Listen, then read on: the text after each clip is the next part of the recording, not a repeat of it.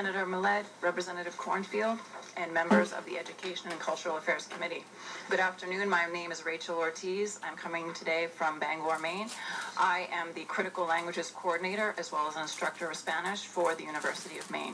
And I'm here today to lean in. No, you don't need to lean in. Sorry. Okay. I have a voice that carries. And I'm here today to honor my son Connor, who turned 16 in January.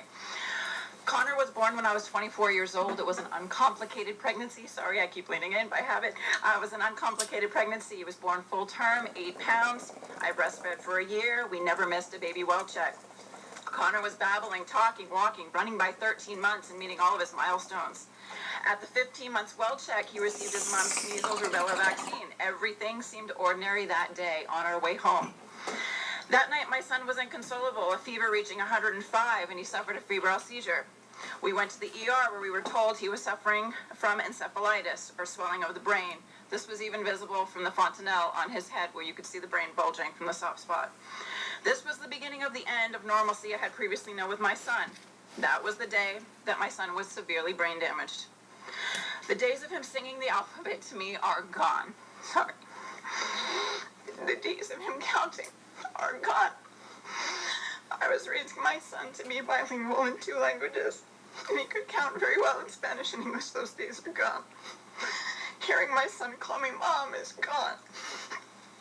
And the way he used to run to the door to say, "Ready, set, go, Mama," that is gone.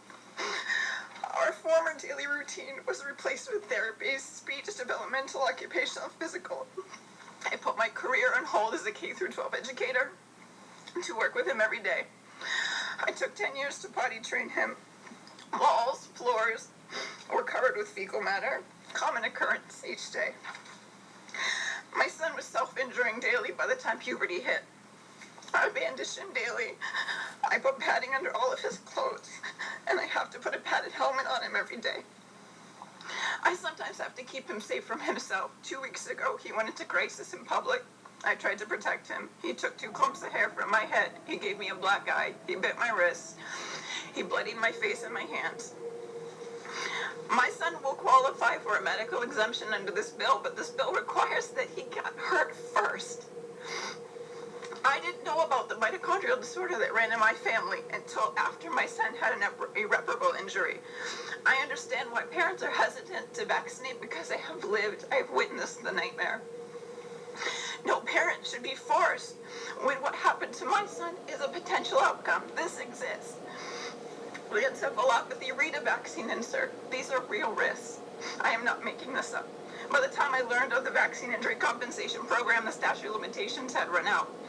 Therefore, as a result of the immunity given to vaccine manufacturers in 1986, we will be dealing with a devastating financial fallout of my son's injuries for the rest of our lives.